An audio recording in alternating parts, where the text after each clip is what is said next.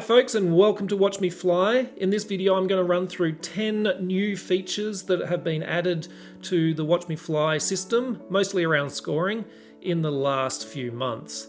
So let's get into it and I'll walk you through quickly each of those new features. For quite a while in Watch Me Fly we've been able to calculate the launch time and position of pilots from their balloon live data. Now, when you process a flight, so when you hit the process flight button, it will also calculate their landing position and their landing time from that balloon live data. So you'll see here it now displays both in the pilot list, but also it's available throughout the competition center for that pilot. So if I go into, for example, the flight analysis page, we can see the landing time. The landing time shows up in the flight profile, as well as when you look at their map, we can see the landing positions there. That landing time and position is also available in the various flight calculators, as well as is used in some of the penalty calculations as well that we'll look at a little bit later. So there you go, landing position and time is now available within the scoring system. Another benefit of us now having the landing position in Watch Me Fly is that we're able to now have yellow PZs. So these are no launch and no landing places on your map. So in the map section here under PZ management, what you're able to do is now flag any of the polygon or circle PZs as no land, no takeoff locations, so yellow PZs. So to do this, you can simply come in and there's a drop-down box to say whether it's a red PZ, which will have altitude, or whether it is just a yellow PZ, which means that they cannot land within that area. So you can also see that on the map, so we can view that map, and in this case, it's a yellow PZ, which is circular, which is a no land, no takeoff spot. So now when we come back into our flight and we've processed our PZs, we're able to see if any pilots have landed or taken off in those yellow PZs or in any of the red PZs, obviously. So let's click on that. We'll see that Michael Scott now has a PZ infringement where he has landed in a yellow PZ and the points for that is 250 points. It's a no result if they have launched from the PZ. But we can also see that on the map there that we can see the location of that PZ and where he has actually landed, and we can see that that has been landed within that area. We've added some new features to the flight calculator. So the flight calculator has been in the system for quite a while, but it's the tool that you can use to help score some of those more creative tasks that a director may set. So let's jump into the flight calculator here, and you'll see in the form there's a few new things that have been added. Firstly, we've added the landing point because we now calculate that using the balloon live data. But down the bottom, once a flight has been processed, we're able to start using track points to be the points that we measure from. Firstly, we can use a track point that is either east or north or west or south of a particular line. So we could say, for example, let's have the first track point that is east of 5300. Or what we can do is also use track points within a defined polygon. So for example, you might have a shortest flight that they're taking the first track point that enters into a particular polygon. That might be a field or something like that. What you can do is choose, in this case, first track point in polygon, and then you can define what the different vertices of that polygon is. So we have a couple of examples at the bottom here, but I'll use this. So firstly, this one here is a 4-4 format. So the first two numbers are the easting and the northing that are divided by a slash, and then a comma between each of the different vertices. So here we've got 4 vertices, so it's actually a square. So it's a square of some grid lines.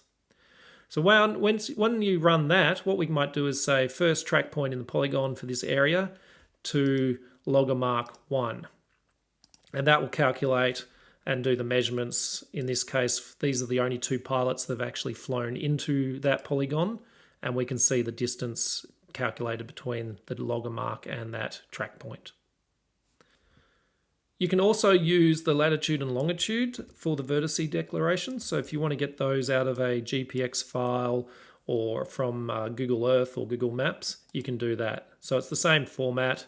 You just have the latitude and longitude divided by the slash and then a comma between each of the vertices.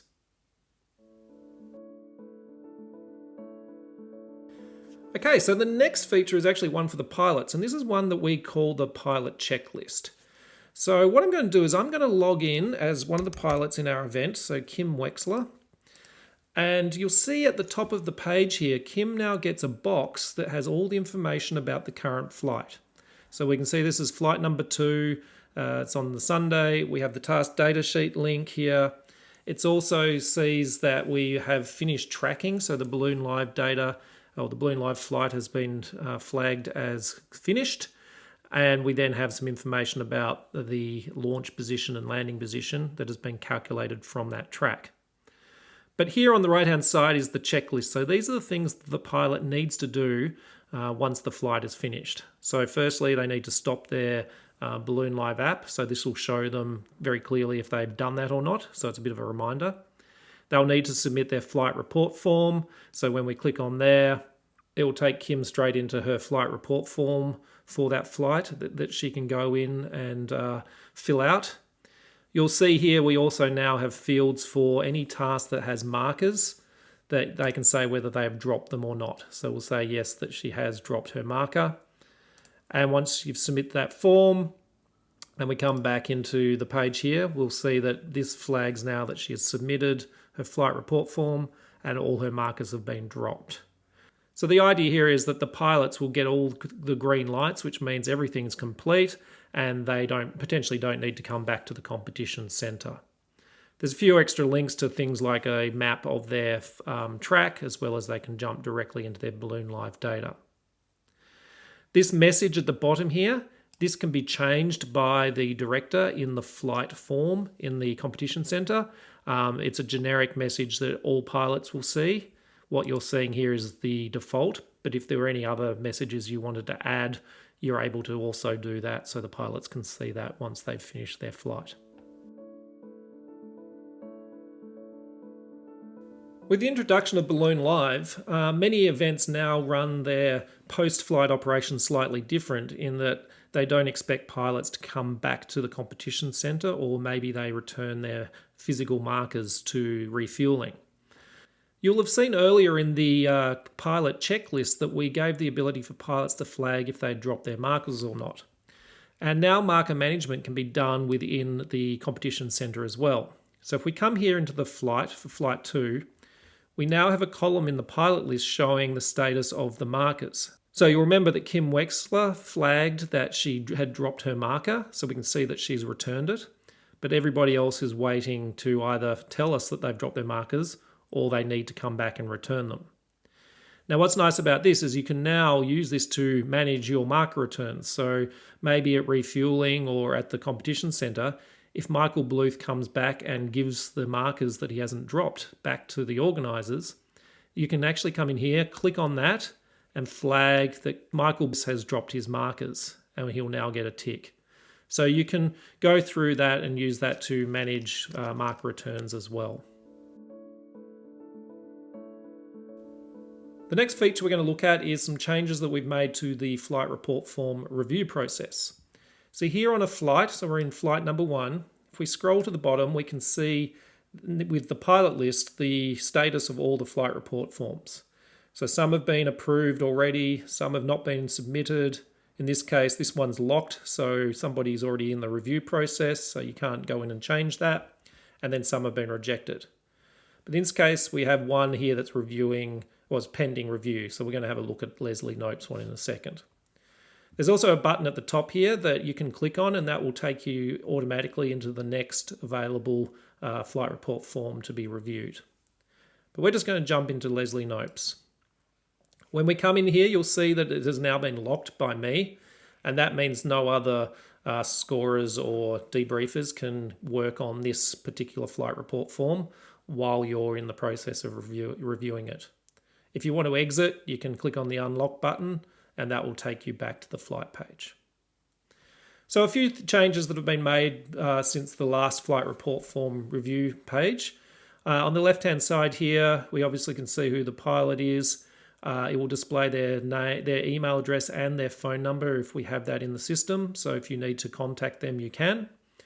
We also have the time it took them to submit the flight report form. So in this case, it was 20 minutes after landing. This is because some events want to either penalise pilots if they take too long, or they may state that they need to have it submitted by the end of scoring period. So it's a way of checking how long it took them to do it. Then there's a little bit more information about the status of their flight, as well as the flight report form and the ability to reject. So this is the same as the previous review process.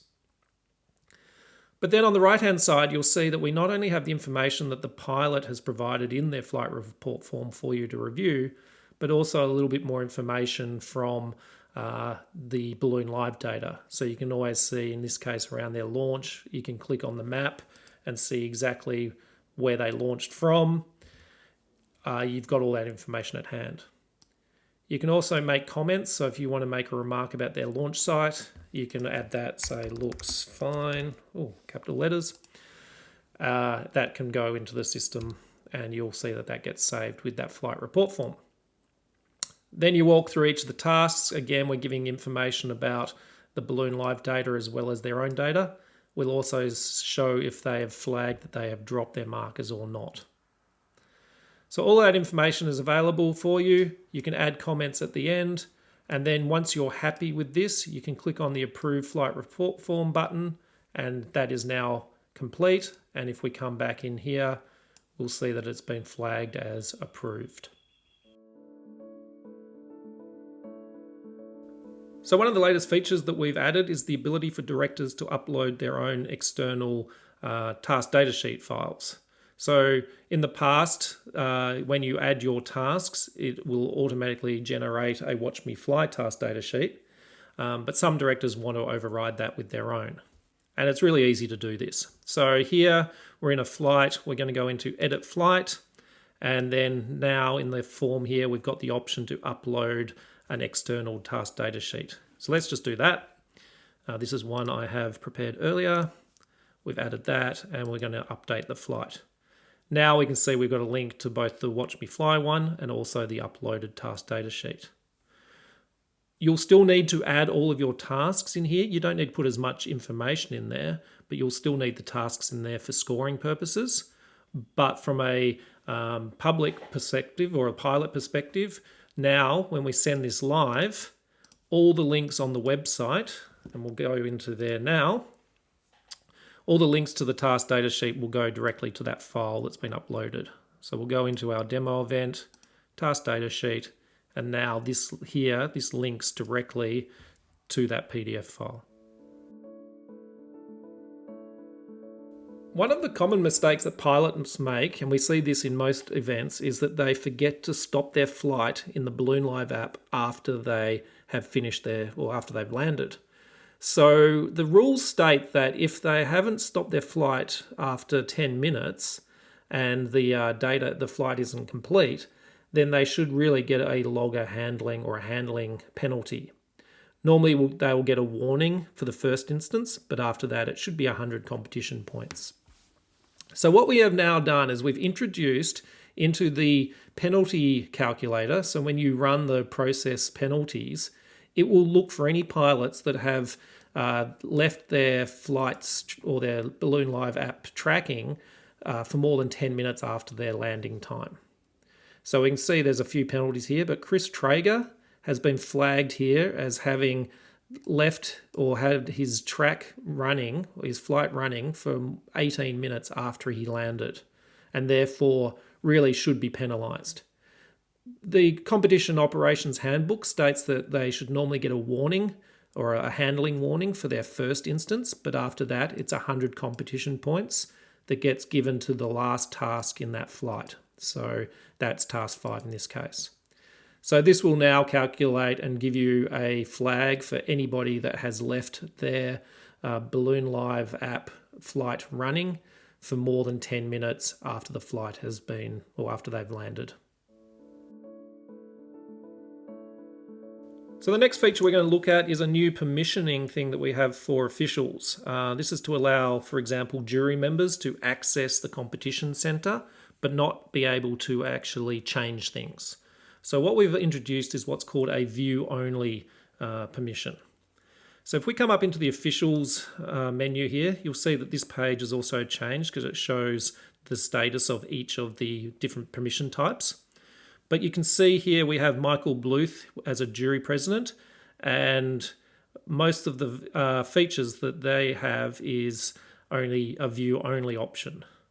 So when we come in and look at Michael here, we can see that now in the form on the right-hand side, we not only have no access and full access, but we now have a view-only option. So let me just show you quickly what that means. So here I'm going to log out as myself, and I'm going to log in as Michael Bluth. Come into the competition center. So I can, as a jury member or jury president, I can access this event. I can come into the different pages, but you'll see here it keeps flagging that I've got view only and cannot make changes. So certain features are deactivated because they're not relevant to a view only person, but they can come in here, they can look at all the different features, but they won't be able to make any changes. They can just see purely the data that's available. Final feature we're going to show, it's not actually a new feature, but it's a tool that not many people know about or use, is the IGC tool. Now this is used to translate raw balloon live data so you can see what's going on. So for example, you may decide that you want to do some debugging of a balloon live track, and we'll come into, say, Chris Traeger, and you download his IGC file. When you do that, the IGC file contains all of the raw data that came out of Balloon Live. So you can see all these records here are actually the track points, which are known as B records, and then any of the event logger marks or the logger goals that have been declared are known as E records. So what we're able to do is we can actually grab any of these. So let's take a B record just randomly out of the list, and then come back into the IGC tool for the flight. So it's here on the left-hand side. And you can paste that in, and that will give you all of the information that is held within that row of data. So you can see the time, the position, and the altitude. That's all been captured in there. Now, an E record is one that contains all of the logger detail, the logger goal or the logger mark details. So you'll see that it starts with E. When you paste one of those in there, it'll translate that for you as well. So you can see this one, this example is goal declaration 1, and it has the coordinates and has all the details. So if this is quite helpful if you're ever just needing to wade through some of those IGC files to debug anything that the pilot's questioning, or if there's been any sort of issues with data capture. So there you go, there is 10 features, some new, some not so new, but a little bit more hidden, that are within WatchMeFly that will help you with your scoring. Until next time, catch you later.